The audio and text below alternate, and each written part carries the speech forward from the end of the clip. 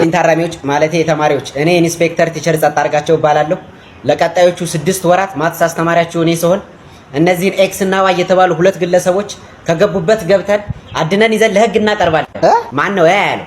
አንድ ሰው አፉን ከፍታለሁ ቢል ፍርድ ቤት ነው የምገትረው። ለሁለት ትከፈላላችሁ፣ ምድብ ሀና ምድብ ለ። ግማሽ ኤክስን ግማሽ ዋይን ትፈልጋለህ። ለመሆኑ ኤክስ እና ዋይ ለመጨረሻ ጊዜ የት ነበር የታዩት? ቲቸር ትናንት ማታ ኤክስትሪም ቡክ ውስጥ ችላውት ሲያደርጉ አይቻቸው። ጥሩ። በሰዓቱ አንተ የት ነበርክ? ላይብረሪ እያጠናኋቸው ነበር። በአካባቢው ለየት ያለ እንቅስቃሴ ሲያደርግ የነበረ ሰው ነበር? ምናልባት ሊያግታቸው የሚችል ምናልባት ላይብረሪስቷ ማስረጃ አለ? እየዞሮች መጽሐፎቹን ስትሰበስብ አይቻታለሁ።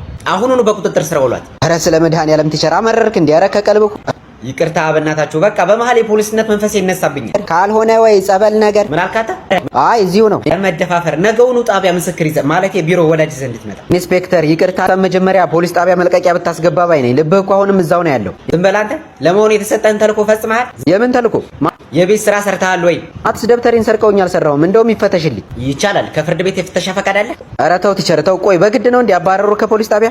እባክህ እዛው ፖሊስ ጣቢያ የብሄር ነው መሰል የሚሻለኝ።